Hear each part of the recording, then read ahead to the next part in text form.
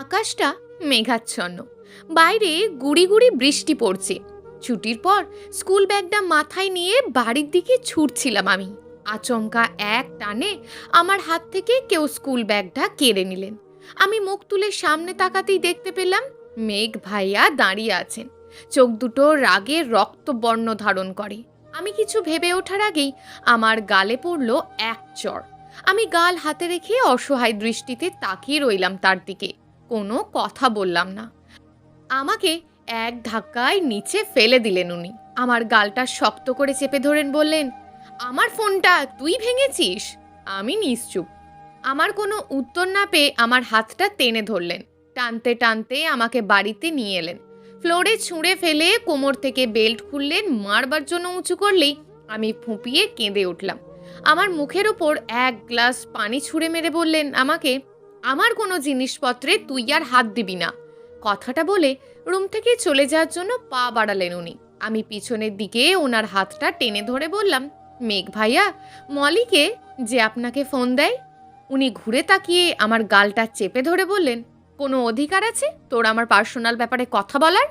আমি মাথাটা ঝাঁকিয়ে না সম্মতি জানালে ধরপড়িয়ে রুম থেকে বেরিয়ে গেলেন উনি। ওদিকে চিৎকার চেঁচামেচির আওয়াজ হচ্ছে।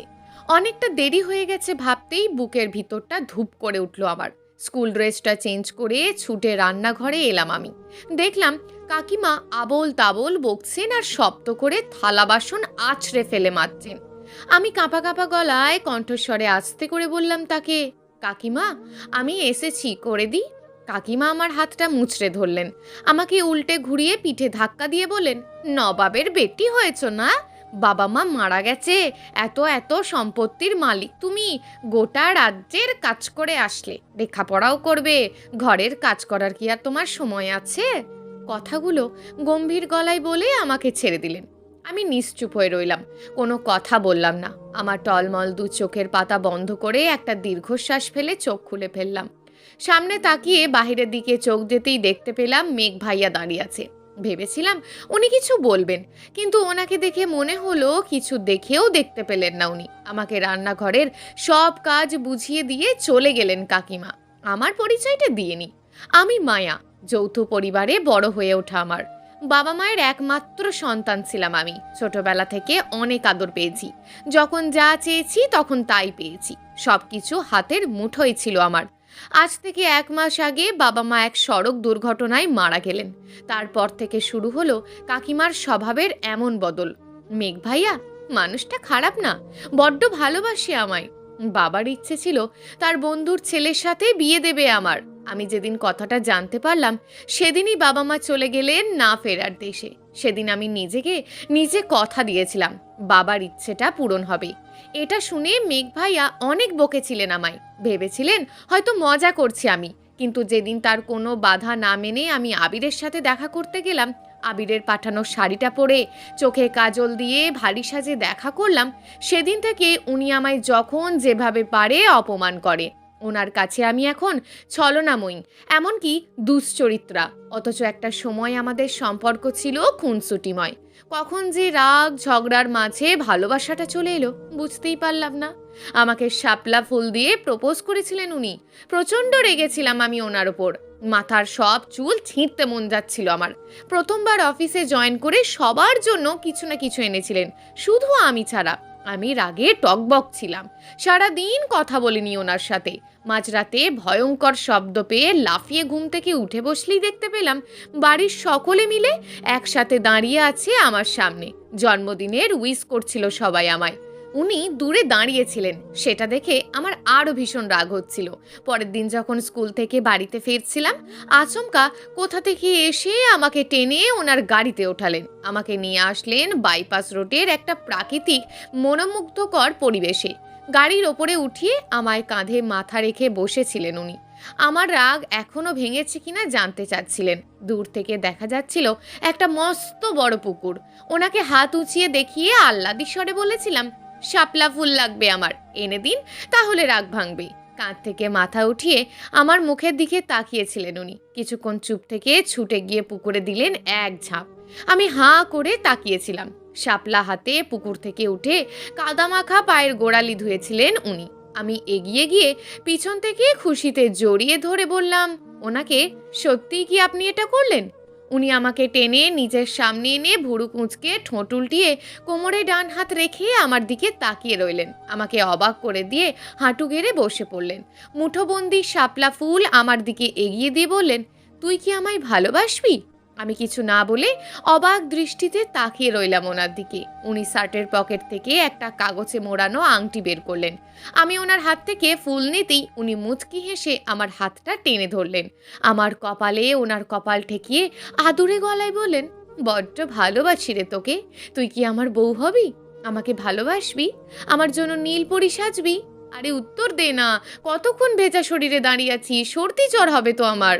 আমি মাথাটা হালকা উপরে নিচে ঝাঁকিয়ে সম্মতি জানালাম, আর আমার হাতে আংটিটা পরিয়ে দিলেন উনি। হাতের সেই আংটিটার দিকে তাকিয়ে আছি আমি। আচমকা উনি আমার সামনে এসে দাঁড়ালেন। আমাকে কিছু না বলে হাতটা টেনে ধরলেন। আমার হাত থেকে আংটিটা টেনে খোলার চেষ্টা করলেন উনি। আমি কিছুতেই ওনার হাত থেকে ছাড়াতে পারছি না। উনি জোর করে আমার হাত থেকে আংটিটা খুলে ফেললেন। লাল হয়ে যাওয়া চোখ দুটো দিয়ে আমার দিকে তাকিয়ে রইলেন। আংটিটা উঁচু করে আমার সামনে ধরে বললেন, এটা তোর হাতে রাখার কোনো যোগ্যতা নেই। তোর মতন ছলনাময়ী দুশ্চরিত্রা মেয়ের হাতে আমার ভালোবাসার চিহ্ন থাকতে পারে না। আংটিটা আমার পায়ের কাছে ছুঁড়ে মেরে রান্নাঘরের দরজাটা আওয়াজ করে আছড়ে ফেলে দিয়ে চলে গেলেন উনি। মেঘ ভাই আর ছোট বোন ঝিমির জন্মদিন আজ। ঝিমি আমারই ক্লাসমেট। সন্ধ্যার পর একটা ছোট্ট করে পার্টির আয়োজন করা হয়েছে বাড়িতে। মনটা ভারী হয়ে আছে আমার, ইচ্ছে করছে না পার্টিতে যেতে। ওদিকে সব ফ্রেন্ডরা চলে এসেছে। ঝিমির ঝোড়াঝুড়িতে রাজি হয়ে গেলাম আমি। আলমারি থেকে অনেক খুঁজে একটা নীল রঙের শাড়ি বের করলাম। ঝিমি বলে গেল, সকলে শাড়ি পরেছে, আমাকেও পরতে হবে। তাড়াহুড়ো করে রেডি হতে গিয়ে দরজাটা লাগাতেই ভুলে গেছি আমি। পেটিকোট পরে ব্লাউজের হুক লাগাচ্ছিলাম। এমন সময় দরজা খুলে হুট করে রুমের ভেতর ঢুকে পড়লেন মেঘ ভাইয়া। ওনার পায়ে শব্দ পেয়ে কেঁপে উঠলাম আমি। দরজা খোলার আওয়াজ কানে আসতেই রুমের আলোটা নিভিয়ে দিলাম। ধীরে ধীরে উনি রুমের মধ্যে অগ্রসর হচ্ছেন, আর আমার বুকের ভিতরটা ধুপধুপ করছে। অন্ধকারে শাড়িটা কোনো রকমে সারা শরীরে পেঁচিয়ে রুমের আলোটা জ্বালিয়ে দিলাম। আমার দিকে চোখ পড়তেই থমকে গেলেন উনি। আমার পা থেকে মাথা পর্যন্ত একবার ভালো করে দেখে নিলেন। ধীরে ধীরে আমার দিকে আগাতে লাগলেন। উনি যখন আমার খুব কাছে চলে আসলেন, আমি পিছনে সরতে গিয়ে শাড়ির আঁচলে বেঁধে পড়ে যেতে লাগলাম। উনি আমার কোমরে হাত পেঁচিয়ে কাছে টেনে নিলেন। আমি ওনার মুখের দিকে তাকিয়ে রইলাম। দেখলাম ওনার গাল বেয়ে এক ফোঁটা অশ্রু গড়িয়ে পড়ল। খুব ইচ্ছে করছিল ওনার অশ্রু ভেজা আঁখিদ্বয় নিজের হাতে মুছিয়ে দিতে। ঠিক তখনই মোবাইল ফোনের রিংটনটা বেজে উঠল। কেঁপে উঠলাম আমি। বিছানার বালিশের ওপরে ফোনটা বেজেই চলেছে। স্ক্রিনে তাকিয়ে দেখতে পেলাম ইংরেজিতে বড় অক্ষরে আবির নামটি ভেসে উঠেছে। মুহূর্তেই ধ্যান ফিরল আমার। ওনার বুকে হাত বাঁধিয়ে নিজেকে ছাড়িয়ে নেওয়ার চেষ্টা চালালাম। উনি আরও শক্ত করে টেনে ধরলেন আমায়। নিজের বুকে আষ্টে পিষ্টে জড়িয়ে আচারি ইঙ্গিতে বোঝালেন দূরে না যেতে। আমি নিজেকে সামলে নিয়ে ওনাকে ধাক্কা দিয়ে কিছুটা দূরে সরিয়ে দিলাম। এগিয়ে গিয়ে আবিরের কলটা রিসিভ করলাম। আবিরকে বললাম, আমি এখন বিজি আছি, সামনে এসএসসি পরীক্ষা, পড়ার অনেক চাপ, পরে ফোন দিন। কথা শেষ হতেই ঘুরে তাকালে মুখের সামনেই ওনাকে দেখতে পেলাম। চোখ দুটোর আগে রক্তবর্ণ ধারণ করে আছেন উনি। কিছু না বলেই আমার হাত থেকে ফোনটা কেড়ে নিলেন। আছড়ে ফোনটা দূরে ছুঁড়ে মারলেন। 2-3 ড্রপ খেয়ে ফোনটার দরজার কাছে গিয়ে 3 খণ্ডতে বিভক্ত হয়ে পড়ল। আমার হাতে মুচড়ে ধরে উল্টো ঘুরিয়ে বললেন উনি, তোর মতন মেয়েকে দেখলেই আমার ঘৃণা হয়। কেন ভালোবাসলাম তোকে আমি? আমাকে টেনে নিজে সামলে আনলেন। নিজের বুকে হাত রেখে আমাকে নাড়িয়ে বলেন, এই বুকে যেই আগুন জ্বালিয়েছিস তা কোনো দিনও নিভবে না। ভালোবাসার অভিনয় করেছিস তুই আমার সাথে। আমার ভিতরের কষ্টটা কি তোর চোখে পড়ে না? খুব কষ্ট হয় আমার, তুই কি বুঝিস না? আমার গালে হাত রেখে হালকা মাথা ঝাঁকিয়ে বলেন, দেখ মায়া, আমি তোকে কখনো বকবো না, কখনো কষ্ট দেব না। ভালোবাসি না আমি তোকে? সব ভুলে যাব আমি। আবির নামের ওই ছেলেটাকে তুই ভুলে যা। আমি তোকে বিয়ে করব, আগের মতন ওইভাবেই ভালোবাসবো, তোকে অনেক ভালো রাখবো আমি, দেখিস। ওনার কথা শেষ হবার আগেই আমি ওনার শার্টের কলারে আঙুল পেঁচিয়ে ধরে টেনে দিলাম। ওনার মুখের দিকে তাকিয়ে কাঁপা কাঁপা ঠোঁটে আস্তে করে বললাম, ভুলে যান না আমাকে। আমি তো চেষ্টা করছি আপনাকে ভোলবার। এমনটা নয় যে আমার কষ্ট হচ্ছে না, খুব কষ্ট হচ্ছে আমার, কিন্তু আমি পারছি না। বিশ্বাস করুন, আবিরকে আমাকে বিয়ে করতেই হবে। ও আমার ভবিষ্যৎ। যেভাবেই হোক আমাকে আপনি ভুলে যান। কথাটা বলে ওনাকে ছেড়ে দিয়ে দূরে এসে দাঁড়ালাম আমি। পিছন থেকে কিছু ভাঙার আওয়াজ কানে এলো আমার। আমি পিছনে ঘুরে তাকালাম না। কিছুক্ষণ পর আমার হাত টান পড়তেই পিছনে ঘুরে দেখতে পেলাম রুমের কিছু জিনিসপত্র ভেঙে পড়ে আছে। কাকিমা আমার সামনে দাঁড়িয়ে দু চোখ রাগে গজগজ করছে। আমি কিছু বুঝে ওঠার আগেই আমার গালে পড়ল এক চড়। গালে হাত দিয়ে অসহায় দৃষ্টিতে তাকিয়ে রইলাম আমি কাকিমার দিকে। কাকিমা আমার মাথা চাপড়ে বললেন, নবাবের বেটি হয়েছ না? রুমের জিনিসপত্র ভেঙে চুরে রেখেছ। বাড়ি ভর্তি মানুষজন, তাদের দেখাতে হবে না? রেগে গেলে তুমি কি করো? তো কার উপর রাগ দেখিয়ে এসব ভেঙেছো তুমি? আমার উপর? সবাইকে দেখাতে চাও তোমার কাকিমা তোমায় কি অত্যাচারটাই না করে? তোমাকে দিয়ে বাড়ির সব কাজ করায়। তোমার বুদ্ধি দেখে আমি অবাক হচ্ছি। ইচ্ছে তো করছে মেরে মেরে গায়ের ছাল চামড়া সব উপরে তুলে ফেলি। তখন তো আবার বলতে পারো তোমার বাড়ি, তোমার সব, মাত্র 5 মিনিট সময় দিলাম তোমায়। এর মধ্যে পুরো ঘর পরিষ্কার করে হাসি মুখে পার্টিতে এসে অ্যাটেন্ড করো। পার্টির মধ্যে খাবারে হাত দেবে না, এটাই তোমার শাস্তি। একটু থেমে বললেন, কি হলো, এখনো দাঁড়িয়ে আছো কেন তুমি? এভাবে দাঁড়িয়ে না থেকে যা বললাম তাই করো। পার্টির শেষে এত এত কাজ কে করবে শুনি? তোমার মায়ের মতন টাকা দিয়ে বাড়িতে কাজের লোক পোষার মতন মেয়ে না আমি। টাকা বাঁচাতে ভালোবাসি আমি, এতে তোমারই লাভ। তোমার বাবার সব সম্পত্তি তো এখন তোমারই। ভাবছি পরীক্ষাটা শেষ হলে মেঘের সাথেই তোমার বিয়ে দেব। না হলে সব সম্পত্তি কার না কার হাতে যাবে বলা তো যায় না, সে কেমন হবে। কাকিমাকে থামতে বললাম আমি। আমার বাবা আবিরের সাথে বিয়ে ঠিক করে রেখে গেছিলেন আমার। কাকিমা ভুরু কুচকে তাকালেন আমাদের দিকে। অধীর আগ্রহ নিয়ে বললেন, তো কি হয়েছে? আবিরের বাবাও তো অনেক সম্পত্তি, তাই না? ভাবছি ওর সাথে আমার ঝিমির বিয়ে দেব। মেয়েটা আমার রাজরানী হয়ে থাকবে সারাটা জীবন। আচ্ছা একটা কথা বলো, আমার ছেলেটা কি ওর কোনো অংশে কম? ওকে বিয়ে করলে তোমার বাড়ি, তোমার ঘর সব তোমারই থাকবে। কোথাও যেতে হবে না এসব ছেড়ে তোমাকে। আমি গম্ভীর গলায় বললাম, বিয়ে করলে আমি আবিরকেই করব। আমার বাবা যখন চেয়েছে তখন আবিরকেই আমাকে বিয়ে করতে হবে কাকিমা। আমার এই সম্পত্তি, ঘর, বাড়ির কিচ্ছু প্রয়োজন নেই। কিন্তু যেখানে আমার বাবা কথা দিয়েছিলেন আবিরের বাবাকে, সেখানে আমি তার কথা রাখব। জীবনে যখনই আমার বাবা কাউকে কথা দিতেন সেই কথা অবশ্যই রাখতেন। তার শেষ প্রতিশ্রুতিটুকু আমি কিছুতেই মিথ্যা হতে দিতে পারি না। কথা শেষ করে তাকিয়ে দেখলাম কাকিবা দাঁতে দাঁত চেপে দাঁড়িয়ে আছে। পারলে আমাকে মারবে এমনভাবে তীক্ষ্ণ দৃষ্টিতে তাকিয়ে আছে। আমি আর কোনো কথা না বাড়িয়ে রুম পরিষ্কার করতে লাগলাম। কাকিমা কিছুক্ষণ আমার দিকে তাকিয়ে থেকে রুম থেকে ধড়ফড়িয়ে বেরিয়ে গেলেন। পুরো পার্টিতে একটিবারের জন্য মেঘ ভাইয়াকে দেখতে পেলাম না আমি। আমার চোখ বারবার তাকেই খুঁজছিল। যতবারই তার রুমের দিকে অগ্রসর হয়েছি আমি, কাকিমা কোনো না কোনো কাজে আমাকে ঠেলে দিয়েছেন। পার্টির শেষে সকলে যে যার রুমে। ঘড়ির কাঁটায় এখন রাত 2টো ছুঁই ছুঁই। গভীর রাতে ঘুমে আচ্ছন্ন সকলে, তাই এটাই মোক্ষম সময়। হাতের সব কাজ সেরে নিলাম। এবার চুপি চুপি একটিবার অন্তত ওনাকে দেখে আসতে পারবো। শাড়ির আঁচল কোমরে গুঁজে পা টিপে টিপে ধীরে ধীরে ওনার রুমের দিকে অগ্রসর হলাম। দরজার কাছে এসে হাত রাখতে যাব, তখনই আমার পেটে কারোর হাতের শীতল স্পর্শ অনুভব করলাম। এই উষ্ণ ছোঁয়ার শিহরণ জাগানো উত্তাপ কার সেটা আর বুঝতে বাকি রইল না আমার। আমি কেঁপে উঠলাম। এক টানে আমাকে ঘুরিয়ে নিজের বাহু ডোরে আষ্টে পিষ্টে জড়িয়ে নিলেন উনি। ওনার পুরোটা শরীর ভিজে চুপচুপ করছে। আমার পরনের পাতলা শাড়িটা লেপ্টে আছে ওনার ভেজা শার্টে। আমি ওনার থেকে নিজেকে ছাড়ানোর চেষ্টা করলাম, কিন্তু পারলাম না। উনি আমার মাথাটা নিজের বুকে ঠেসে ধরে রাখলেন। আমি ওনার শার্টের বোতামটায় একটা কামড় বসিয়ে দিতেই কেঁপে উঠে আমাকে কিছু মুহূর্তের জন্য ছেড়ে দিলেন উনি। আমি মুখটা মলিন করে কম্পিত ঠোঁটে ওনার শার্টের কলারটা টেনে ধরে আস্তে করে বললাম, এত রাতে ভিজলেন কিভাবে? উনি আমার কোমরটা চেপে ধরলেন। কপালে কপাল ঠেকিয়ে নাক ফুলিয়ে বললেন, ছাদে ছিলাম, বর্ষায় নিজেকে ভিজিয়ে নিয়েছি। খেয়াল করলাম ওনার সমস্ত শরীরে গরম উত্তাপ আমার শরীরে এসে পড়ছে। বিস্ময় নিয়ে ওনার কপাল থেকে নিজের কপালটা সরিয়ে নিলাম আমি। কিছুক্ষণ ওনার মুখ পানে তাকিয়ে থেকে দেখলাম উনি দুলছেন, থরথর করে কাঁপছেন আর দাঁতে দাঁত লাগিয়ে আমাকে আরও শক্ত করে টেনে নিচ্ছেন নিজের বাহু ডোরে। আমি ওনার গালে হাত রেখে মুখের সামনে মুখটা এনে বললাম, কি হয়েছে আপনার? এমন কেন করছেন? উনি ঘুমে টলমল চোখে টেনে তাকিয়ে রইলেন আমার দিকে। আমি বুঝতে পারলাম ওনার শরীরটা জ্বরে পুড়ে যাচ্ছে। ওনার উত্তরের আশায় না থেকে ওনাকে ধরে রুমে নিয়ে আসলাম আমি। ভালো করে তোয়ালে দিয়ে মুছিয়ে দিলাম ওনার মাথার চুলগুলো। বিছানার ওপরে বসিয়ে রেখে আলমারি থেকে কাপড় এনে ওনার হাতে ধরিয়ে দিয়ে বললাম, চেঞ্জ করে নিন। এভাবে ভেজা শরীরে থাকলে আরও অসুস্থ হয়ে পড়বেন। উনি ভেজা শরীরেই বিছানায় জুতো সহ পা উঠিয়ে দিয়ে ধপ করে শুয়ে পড়লেন। আমি ওনাকে ডাকতে লাগলাম, কিন্তু কোনো কথা বললেন না উনি। আমি জোর করে বিছানা থেকে টেনে উঠিয়ে ওনাকে ওয়াশরুমের কাছে নিয়ে আসলাম।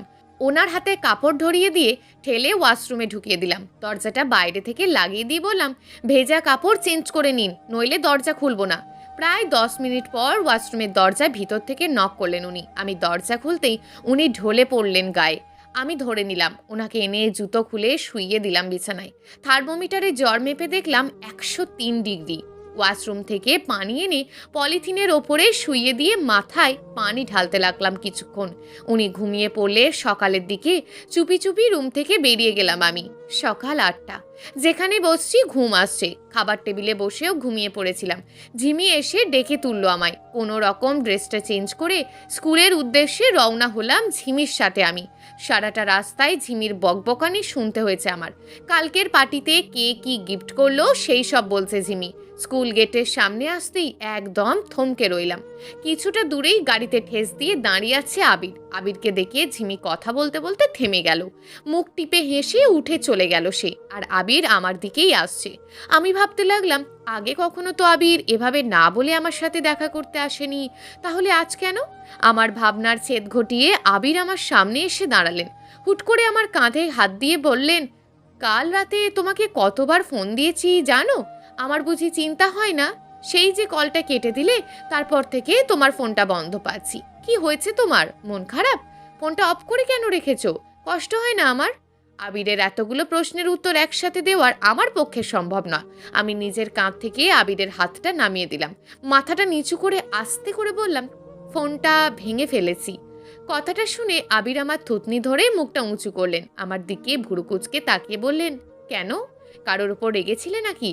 আমি হালকা মাথা ঝাঁকিয়ে অর্থ না বুঝিয়ে আবার মাথাটা কাত করে হ্যাঁ সম্মতি জানালাম। আবির মুচকি হেসে আমার হাতটা ধরে বসলেন। আমাকে টানতে লাগলেন। আমি আবিরকে থামিয়ে দিয়ে বললাম, কোথায় নিয়ে যাচ্ছেন আমাকে? আবির আমার গাল টেনে বললেন, ফোন কিনতে। 4 মাস পর আমাদের বিয়ে।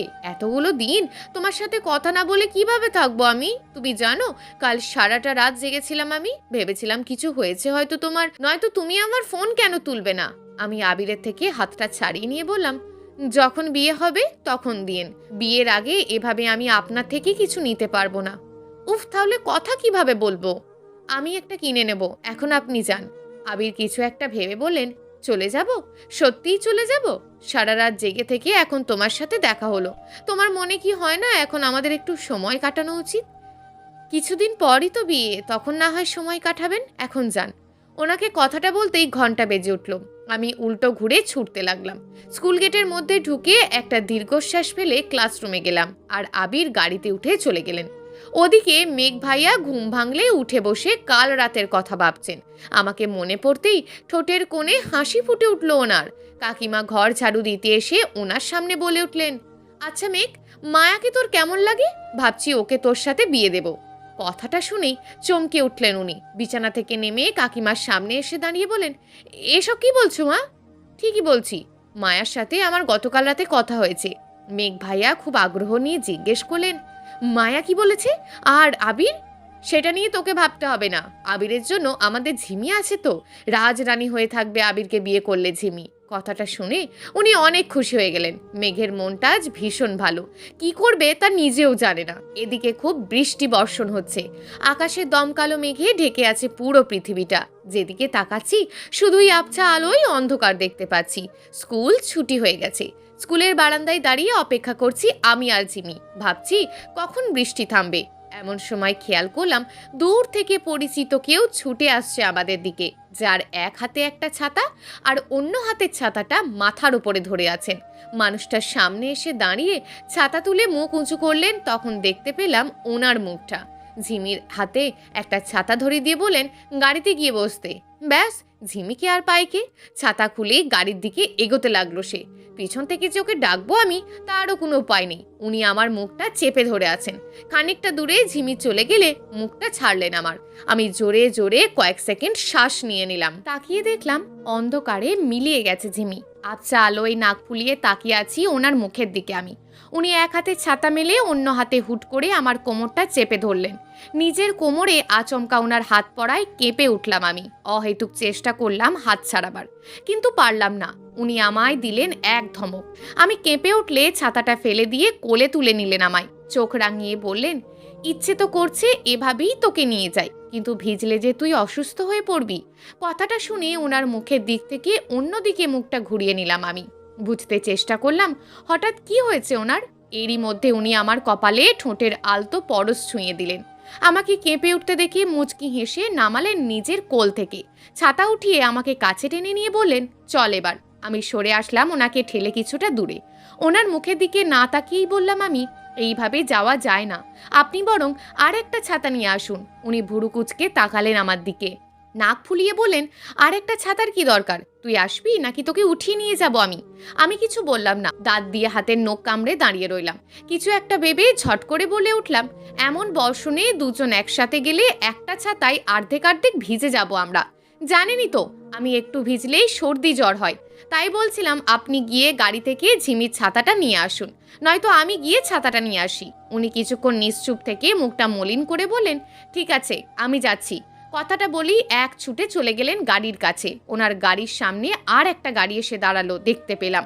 দূর থেকে স্পষ্ট কিছু বুঝতেও পারছি না। গাড়ি থেকে নেমে ধীরে ধীরে কেউ আমার দিকে এগিয়ে আসছে বোঝা যাচ্ছে, কিন্তু কে সে? ছাতার জন্য মুখটা তো দেখতেও পাচ্ছি না। যখন সে আমার সামনে এসে দাঁড়ালেন, ছাতা সরিয়ে মুখ তুললেন, বুঝতে পারলাম এটা আবির। আবির আমার দিকে তাকিয়ে আছেন এক পলক দৃষ্টিতে। আমাকে ডেকে বললেন সে, চলো চলে এসো মায়া, আমি তোমাকে পৌঁছে দেব বাড়িতে। আমি চোখ তুলে তাকিয়ে দেখলাম আবিরের পিছনে উনি দাঁড়িয়ে আছেন, ওনার হাতে আর একটা ছাতা। আমি এক প্রকার ইচ্ছে না থাকা সত্ত্বেও আবিরের ছাতার নিচে চলে আসলাম। আবিরের হাতে হাত রেখে ছাতাটা শক্ত করে ধরে বললাম, চলুন। আবির মুচকি হেসে ঘুরলেন আর চোখের সামনে ওনাকে দেখতে পেয়ে অবাক হলেন। কিছুক্ষণ চুপ থেকে মুখে হাসি টেনে বললেন, এ কি মেঘ, তুমি মায়াকে নিতে এসছো? অফিসে তো কোমরে ব্যথার কথা বলে ছুটি নিয়ে আসলে, তা তোমার কোমরের ব্যথাটা কি এখন কমেছে? উনি মনে হয় কথাটার উত্তর দিতে সংকোচ বোধ করলেন। উল্টে আবিরের ওপরে প্রশ্ন ছুঁড়ে বললেন, আপনি এখানে কি করছেন স্যার?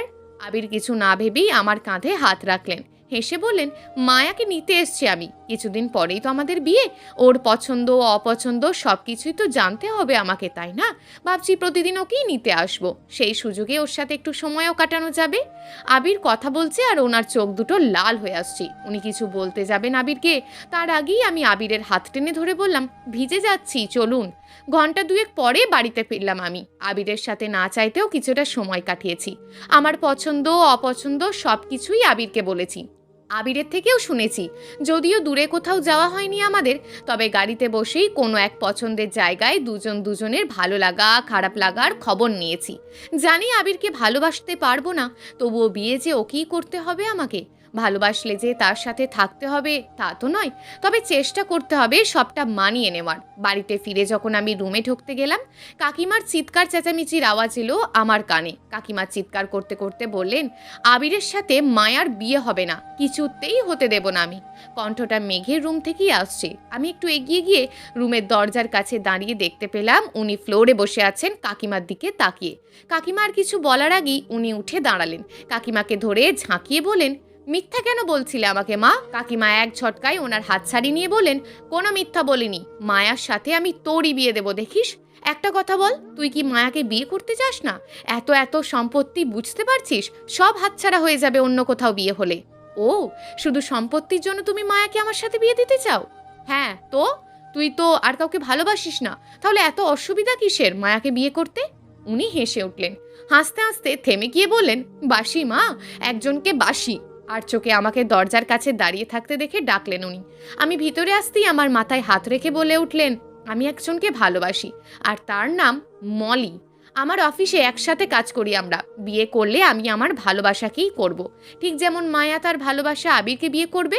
একটা কাজ করি, মায়ার আগে আমি বিয়েটা সেরে নিই, ওর বিয়েতে অনেক মজা হবে, কি বলিস মায়া? আমি মুখটা তুলে তাকালাম ওনার দিকে। ওনার মুখে মলি নামটা শুনেই ইচ্ছে করছে গলাটা টিপে ধরতে। প্রচণ্ড রাগ হচ্ছে আবার। এই মলি নামের মেয়েটার সাথেই তো উনি মাঝরাতে রোজ কথা বলেন। মাঝরাতে ওনার রুমের সামনে আসলে এই নামটাই তো ওনার কণ্ঠস্বরে শুনতে পাই। ওনার ফোনটাও ভেঙে ফেলেছি এই মেয়েটার সাথে যেন আর কোনো কথা বলতে না পারে তার জন্য। সেই মেয়েটাকেই বিয়ে করলেন উনি? সেই মেয়েকেই? আমার হাত ঝাঁকিয়ে বলে উঠলেন উনি। কি হলো, চুপ করে আছিস কেন? ঠোঁটের কোণে জোর করে হাসি টেনে বললাম, করে ফেলুন বিয়ে। কথাটা বলার পর ওনার মুখের খুশির ঝলক দেখতে পেলাম, কিন্তু কাকিমার চোখে চিন্তার ছাপ। কাকিমার দিকে তাকিয়ে বলে উঠলেন উনি, আরে মা, আবিরের বোন মলি। অফিসে মলি আমার সিনিয়র আর আমি ওর অ্যাসিস্ট্যান্ট। কাজের শুরুতে মলি আমাকে প্রপোজ করেছিল, কিন্তু আমি পাত্তা দিতাম না মলিকে। মেয়েটা অনেক ভালোবাসে আমায়। এখন বুঝতে পারলাম ওর ভালোবাসাটা অনেক কষ্ট দিয়েছি ওকে। এবার নিজের ভুল শুধরে নেব, ওকে বিয়ে করে আমার ভালোবাসাটাও দেখাবো। কাকিমা মুহূর্তেই খুশি হয়ে গেলেন। গদগদ স্বর টেনে বললেন, সত্যি বলছিস বাবা? মলি আবিরের বোন? কই, আগে তো কখনো শুনিনি আবিরের বোন আছে। আর আবিরের বোন মানে তো ওদের অনেক অনেক সম্পত্তি। মন ভরে গেল তোর কথাটা শুনে। আচ্ছা তুই মলিকে বিয়ে কর, আমি গিয়ে ঝিমিকে জানিয়ে আসি সুখবরটা। কাকিমা খুশিতে নাচতে নাচতে রুম থেকে বেরিয়ে গেলেন। আমি ওনার দিকে তাকালাম, উনি হাসছেন। আমি নিজের ভিতরে রাগটা আর ধরে রাখতে পারলাম না। ওনার শার্টের কলারটা চেপে ধরলাম, ওনাকে ঠেলে বিছানায় ফেলে দিয়ে বুকে ইচ্ছে মতো স্কিল বসাতে লাগলাম। উনি চুপ হয়ে আছেন, আমার হাত ধরে থামাচ্ছেন না। যখন আমার থেকে নিজের মুখটা ঘুরিয়ে নিলেন তখন ওনাকে ছেড়ে দিয়ে উঠে বসলাম আমি। কিছুক্ষণ চুপ থেকেই আমি প্রথমে জিজ্ঞেস করলাম, সত্যি কি আপনি মলিকে বিয়ে করবেন? উনি শুয়ে থেকে চোখ বন্ধ করে উত্তর দিলেন, হ্যাঁ, মলিকেই করব। আমার ভালোবাসা মলিকেই বিয়ে করব আমি। আমি আর চোখে ওনার মুখের দিকে তাকিয়ে বললাম, সত্যি কি মলি আপনার ভালোবাসা? হ্যাঁ বোন। বোন? এখন আমি আপনার বোন হয়ে গেলাম? হ্যাঁ, কাকাতো বোন। আমি কিছুক্ষণ চোখটা বন্ধ করে রইলাম। হুট করে ওনার মুখে মলি নামটা শুনে চোখ খুললাম। তাকিয়ে দেখলাম আমি উনি ফোনে কথা বলছেন মলির সাথে। ফোন কিনে নিয়েছেন? কোনো উত্তর দিলেন না। টানা 1 ঘন্টা প্রেমালাপ করলেন আমার পাশে বসে উনি মলির সাথে। তার কথা শেষ হলে উঠে গিয়ে একটা ফোন এনে আমার হাতে রেখে দিয়ে বললেন, তোর ফোন ভেঙেছিলাম না, এটা তোর জন্য। আবিরের সাথে কথা বলিস। আমি ফোনটা দূরে ঠেলে দিয়ে বললাম, লাগবে না আমার। আমি আপনার ফোন ভেঙেছি, আপনি আমারটা ভেঙেছেন, শোধবোধ। উনি হেসে উঠলেন। আমি উঠে চলে আসার জন্য পা বাড়ালাম। অমনি পিছন থেকে আমার হাতটা টেনে ধরলেন উনি। আমি হাত ছাড়ানোর চেষ্টা করলে আমাকে ঠেলে বিছানায় ফেলে দিয়ে হাত দুটো বিছানার সাথে চেপে ধরে মুখের সামনে মুখটা এনে বললেন, তুই আবিরকে বিয়ে করছিস আর আমি ওর বোন মলিকে, শোধবোধ। কথাটা শুনে আমি ডুকরে ডুকরে কেঁদে উঠলাম। কাঁদতে কাঁদতে বললাম, আমি আবিরকেই বিয়ে করব। উনি আমার নাকে নাক ঘেঁষে বললেন, আর আমি মলিকে। আমি ওনাকে জোরে এক ধাক্কায় দূরে ঠেলে দিয়ে রুম থেকে ছুটে বেরিয়ে আসলাম। ঘড়ির কাঁটায় রাত 3টে ছুঁই ছুঁই। জানালার কোণ ঘেঁষে দাঁড়িয়ে আছি আমি। দমকা বাতাস, নির্লজ্জতার আভাস, ফোঁটা ফোঁটা বৃষ্টির টুপটাপ শব্দ। এভাবেই নির্ঘুম রাতটা কেটে গেল আমার। সকাল খুব ভোর হতেই সেজে গুজে রুম থেকে বের হলেন কাকিমা। আজ শুক্রবার, তাই সবার বন্ধের দিন। ঝিমিও ঘুমাচ্ছে আপন মনে আজ। কাকিমা এসে ঝিমিকে চিৎকার করে ডেকে তুললেন। ঝিমিকে রেডি হতে বলে, ভাইয়ার জন্য মেয়ে দেখতে যাবে বলে। মেয়ে ঘুম থেকে উঠে আলসেমি কাটিয়ে উঠে তাকালেন। চোখের সামনে মায়ের মুখটা দেখতে পেলেন। মা তাকে গদগদ আদুরে সুরে জিজ্ঞেস করলেন, বাবারে, শুভ কাজে দেরি করতে নেই, তাড়াতাড়ি রেডি হয়ে নে। কাকিমার কথা শুনে যেন উনি আকাশ থেকে পড়লেন। হাই তুলে মুখ হাত টিপে তাকিয়ে আছেন নিজের মায়ের দিকে। মায়ের ভাবসার কিছু যেন ভালো ঠেকছে না তার। বিস্ময় নিয়ে মায়ের দিকে তাকিয়ে আস্তে করে বললেন উনি, কোথায় যাব মা? কাকিমা ওনার পাশে এসে বসে পিঠে হাত বুলিয়ে বলেন, বৌমাকে দেখতে। রুমের বাইরে দাঁড়িয়ে আমি দুজনের কথা শ্রবণ করছি। উনি আমাকে দেখতে পেয়ে বলেন, এ কি মায়া, বাইরে কেন দাঁড়িয়ে আছিস, ভিতরে আয়। আমি ধীরে ধীরে ওনার রুমের ভিতরে আসলাম। ওনার সামনে এসে দাঁড়ালে আমার হাতটা টেনে বসিয়ে দিলেন বিছানায়। আমার গাল টেনে বলে, তুই যাবি আমাদের সাথে? মলিকে দেখে আসবি, সাথে আবিরের সাথেও দেখা হয়ে যাবে। ভালো হলো না? একসাথে দুটো কাজ সেরে নিতে পারবি। জানিস, মলির মতন মেয়ে হাজারে একটা হয়, যে কখনো কাউকে কষ্ট দিতে পারে না, কারোর মন ভাঙতে পারে না। এমনকি তুই যদি ওর মনে কষ্টও দিস, তবুও তোর প্রতি ওর হৃদয়ে একটুখানিকও অভিযোগ থাকবে না। এমন মেয়েকে জীবন সঙ্গিনী রূপে কজনই বা পায় বল? ভালো হয়েছে না ও আমার জীবনে এসছে, না হলে। এতটুকু বলে আমার চোখের দিকে তাকিয়ে আছেন উনি। আমি নিজের চোখ দুটো নিচের দিকে নামিয়ে নিলাম। ওনার দিকে তাকানোর মতন মুখ নেই আমার। নিজেকে খুব অপরাধী মনে হচ্ছে আজ আমার। কাকিমা রুম থেকে বেরিয়ে গেলে আমিও উঠে দাঁড়ালাম। বাইরে যাওয়ার জন্য পা বাড়াতেই পিছন থেকে আমার পেট জড়িয়ে ধরলেন উনি। আমি একদম স্তব্ধ হয়ে আছি। হঠাৎ ওনার এমন আচরণ আমি আশা করিনি। ছাড়ুন আমায়, কথাটা বলতেই আমাকে টেনে নিজের কোলের ওপর বসিয়ে নিলেন উনি। আমার কাঁধ থেকে চুল সরিয়ে ঘাড়ে থুতনিটা রেখে বললেন, ছেড়ে তো দেবই। এতদিন তো তুই আমার সাথে নাটক করছিলি, ভালোবাসার নাটক। এই নাটকটা দেখেই তুই আমার মনে জায়গা করে নিয়েছিলি। আজ যখন আমি নিজের ভালোটা বুঝে নিতে চাচ্ছি, তখন তুই খুশি হচ্ছিস না? একটা কথা বলতো মায়া, আমার থেকে তুই দূরে যেতে চাস, আবিরকে বিয়ে করতে চাস, তাহলে বারবার আমার রুমের আশেপাশে কি করতে আসছিস? আমি কোনোই ঠেলে দিয়ে ওনাকে সরিয়ে দিলাম। ওনার দিকে ঘুরে তাকিয়ে বুকে ধাক্কা দিতে লাগলাম আর বললাম, আমি ভালো না, আমি খুব খারাপ, খুব স্বার্থপর। আমার যা ইচ্ছে আমি তাই করব। কোনো মেয়ের মতন হওয়ার প্রয়োজন নেই আমার। জানেন, আবির কখনো আমাকে কষ্ট দেয়নি, এমন কিচ্ছু করেনি যাতে আমি কখনো কষ্ট পাই। ঘন্টার পর ঘন্টা দাঁড় করিয়ে রেখে মাত্র 5 মিনিটের জন্য দেখা করেছি, কখনো অভিযোগ করেনি আমায়। 10 বার কল করলে একবার রিসিভ করেছি, কখনো রেগে কথা বলেনি আমার সাথে। আবিরের মতন ছেলেই হয় না। ওকে বিয়ে করা সত্যিই ভাগ্যের ব্যাপার। অনেক ভালোবাসবে, অনেক আদর করবে, আপনার মতন এভাবে কষ্ট দেবে না আমায়। কথাগুলো শুনে এক ধাক্কায় নিচে ফেলে দিলেন উনি আমাকে। রাগী দৃষ্টিতে তাকিয়ে বললেন আমায়, বেরিয়ে যা আমার রুম থেকে। আমি ওনার দিকে তাকিয়ে রইলাম।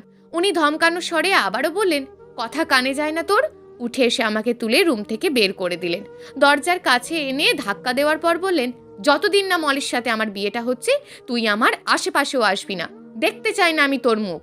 কথাটা বলে মুখের সামনে শব্দ করে দরজাটা লাগিয়ে দিলেন উনি। আমি চোখ মুছে নিজের রুমের দিকে ছুটতে লাগলাম। হঠাৎ ঝিমিয়ে এসে আমার সামনে দাঁড়ালে আমি ভূত দেখার মতন ভয় পেয়ে কেঁপে উঠতেই আমার দিকে প্রশ্নসূচক ভঙ্গিতে তাকিয়ে রইল। আমি কি বলবো বুঝতে পারছি না। আমি বুঝতে পারলাম জিমি কিছুটা আঁচ করতে পেরেছে। ওকে কিছু না বলে পাশ কাটিয়ে চলে আসলাম আমি। রুমে এসে দরজাটা ভিতর থেকে বন্ধ করে দিলাম। ঝিমি আমাকে অনেকবার ডাকলো, কিন্তু আমি দরজা খুললাম না। নিজেই ভেবে নিলাম আর কখনো ওনার সাথে কথা বলবো না, ওনার সামনেও যাব না কখনো। কি আছে এই ভালোবাসায়? কিছুই না, শুধু অপমান আর কষ্ট ছাড়া। এই সব কিছু এলোমেলো হয়ে গেছে। চাইলে আর কিচ্ছু ঠিক করা সম্ভব না। আবির আমাকে ভালোবাসে, মলি ওনাকে ভালোবাসে। আমরা নিজেরাই দুদিক থেকে সরে এসেছি। এই পিছু টান, মায়া, এগুলো একদিন ঠিক চাপা পড়ে যাবে ভিতর থেকে। তাই আমাদের সরে আসাটাই উত্তম। সব ভালোবাসা তো পূর্ণতা পায় না। আমরা না হয় অল্প কিছু মানুষের পাল্লাটা ভারী করি। সকাল গড়িয়ে দুপুর হতে চলল। এখন আমি নিশ্চুপ হয়ে রুমের বন্ধ দরজাটা আড়ালে বসে রইলাম। কেউ এসে আমাকে ডাকলো। শুনতে পেয়ে নড়ে উঠতেই কাকিমার গলার কণ্ঠস্বর। কাকিমা আমাকে ডাকছে আর 1 সপ্তাহ পর ওনার আর মলিন নাকি বিয়ে ঠিক করে এসছেন বলে। অবশ্য আমি জানতাম কাকিমা আজই বিয়েটা ঠিক করে আসবে। ভদ্রতা বজায় রাখতে দরজাটা খুললাম আমি। কাকিমা আমার মুখের মধ্যে ঠেসে ঠেসে 2টো মিষ্টি ভরে দিলেন। আমাকে জড়িয়ে ধরে গাল টেনে বলেন, মলি যদি এবাড়ির বউ হয় তাহলে তো তোর ননদ হবে মলি, তাই না?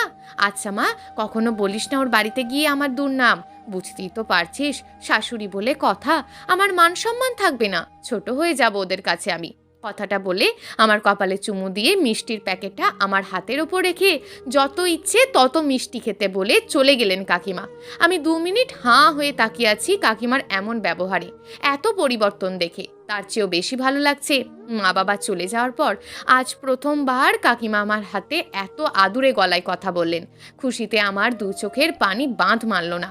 আমাকে বাড়িতে এখন আর কোনো কাজই করতে দেন না কাকিমা। সারাদিন একান্তে থাকি, মনের ভিতরটা ভার হয়ে আছে। উনিও আমার সাথে দেখা করেন না। ফোনটা ভেঙে যাওয়ার পর থেকে আবিরের সাথেও কথা হয় না, যার জন্য আবির আসে আমার সাথে দেখা করতে।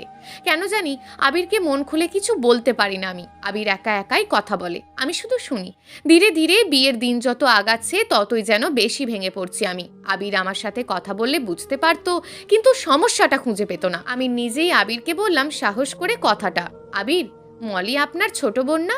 আপনি যদি মলির আগে বিয়েটা করেন তাহলে ক্ষতি কিসের? মলির তো বিয়ে হবেই। আমি চাই আপনার বিয়েটা মলির আগে হোক, তাহলে আমি যেন নিজের ননদের বিয়েতে আনন্দ করতে পারি। আমার মুখের কথাটা শুনে আবির বিস্ময় নিয়ে তাকালেন। প্রথমে মনে হলো হয়তো ভুল কিছু বলে ফেলেছি, কিন্তু পরে বুঝতে পারলাম আবির আমার কথাটা অনেক বেশি খুশি হয়েছে শুনে। আমাকে কিছু না বলে পরের দিন আবি ওর বাবা মাকে নিয়ে আসলেন। বিয়ের কথা কাকিমাকে বললে আর না করতে পারেননি সে। কাকিমা নিজের হাতেই সব আয়োজন করছে। জানি না কথাটা উনি শোনার পর কতটা রিয়্যাক্ট করেছেন, কারণ আমরা এখন আর দুজন দুজনের সামনে আসি না। গায়ে হলুদের পর্ব শেষ, সন্ধ্যার পর বিয়ে। খুব কান্না পাচ্ছে আমার এবার। এত রাগ, এত ঘৃণা একটা মানুষ কিভাবে করতে পারে যে একবার আমার সামনেও আসলেন না। অনেক কেঁদেছিলাম, কেউ হয়তো বোঝেনি আমার কান্নার কারণটা। ঝিমিকেও বলেছি একবার, তোর ভাইয়াকে ডেকে দিবি, আমি কিছু বলতে চাই। কিন্তু ঝিমিও কোনো গুরুত্ব দেয়নি আমার কথা। কোনো মতে বিয়েটা শেষ হতেই বিদায়ের সময় আমার চোখ দুটো ঘুরে ঘুরে সেই মানুষটাকেই খুঁজছিল। তার কোনো দেখা পেলাম না। গাড়িতে উঠলে জানালার পাশে মুখটা ঘুরিয়ে বসে আছে আবির। নতুন জীবনে শুরু করতে চলেছি, তাই আবিরের থেকে কিছু লুকাতে পারলাম না। আমি আবিরকে নিচু দৃষ্টিতে বললাম, আমি জানি আবির, আপনি আমাকে ভালোবাসেন। আমি এটাও জানি এখন আমি যেটা বলবো সেটা শোনার পর আমার ওপর আপনি রাগ করবেন। তবুও বলবো আমি, আমাকে যে বলতেই হবে। আমি আপনাকে কখনো ভালোবাসিনি, এক প্রকার জেদ দেখেই বিয়েটা করেছি। আমি অন্য কাউকে ভালোবাসি, আর সে হলো মেঘ। এতটুকু বলতেই গাড়ির জানালার গ্লাস থেকে চোখ সরিয়ে নিয়ে আমার দুবাহু শক্ত করে চেপে ধরলেন। ভয়ে আমি দু চোখ বন্ধ করে নিলাম। হঠাৎ আমার ঠোঁটে কারোর ঠোঁটের আলতো ছোঁয়া পড়তেই চোখ খুললাম। ধাক্কা দিয়ে চিৎকার করে বললাম, আমার ওপর জোর খাটাতে পারবেন না আপনি আবির। সঙ্গে সঙ্গে আমার গালে পড়ল এক চড়। চোখ তুলে তাকিয়ে দেখলাম উনি। আমার মুখটা বন্ধ হয়ে আছে, কিছু বলার ভাষা খুঁজে পাচ্ছি না আমি। এবার উনি আমার ঠোঁটে ঠোঁট মেলাতে গেলে আমি হাত রাখলাম ওনার মুখের সামনে। কেঁদে কেঁদে বললাম, আমি এখন আবিরের বউ। উনি আমার হাত উঁচু করলেন আমাকে চড় মারার জন্য। আমি ভয়ে চোখ বন্ধ করে নিলে বললেন, তোর বিয়ে আবিরের সাথে না, আমার সাথে হয়েছে। আমি চোখ খুলে ওনার শেরওয়ানি টেনে বললাম, কি হয়েছে? আমি কেঁপে উঠে চুপ করে বসলে উনি আবার আমাকে ঘুরিয়ে নিয়ে কিছুক্ষণ পর বললেন, কেমন মেয়ে রে তুই? ভাবলি কি করে আমি অন্য কাউকে ভালোবাসবো? এই 6টা দিনে আমি তোকে একবারের জন্যও দেখা দিইনি, কিন্তু তুই কিভাবে পারলি আমার সামনে না এসে থাকতে? আমি মুখে হাত রেখে চুপ করে আছি। উনি আমাকে ঝাঁকিয়ে বললেন, কথার উত্তর দে, না হলে মারবো আর এক চড়। রাগী দৃষ্টিতে তাকিয়ে রইলেন উনি। ওনাকে কিছু বললাম না আমি। রাগ শান্ত করার উপায় খুঁজতে লাগলাম। কিছু একটা ভেবে হুট করে ওনার শেরওয়ানির কলারটা টেনে ধরে নাকে নাক ছোঁয়ালাম। উনি ভুরু কুঁচকে তাকালেন। এমন সময় গাড়িটা এসে থামলো এয়ারপোর্টের সামনে। গাড়িতে ঝাঁকুনি খেয়ে আমি পড়লাম ওনার বুকে। উনি আমাকে ঠেলে সরিয়ে হাত ধরে উঠিয়ে বাইকে নিয়ে আসলেন। আমাকে নিয়ে দৌড়াতে লাগলেন আর কোনো একজন খুঁজলেন। অবশেষে তার দেখা মিলল। লাগেজ হাতে দাঁড়িয়ে আছে একটি মেয়ে, পরনে বিয়ের পোশাক। উনি আমায় নিয়ে ছুটে মেয়েটার সামনে দাঁড় করালেন। আমাকে দেখিয়ে বলেন, এটা মায়া, যার কথা বলেছিলাম তোমাকে। মেয়েটা মুচকি হেসে বললেন, ও এই সেই মেয়ে, বাহ, খুব মিষ্টি দেখতে তো।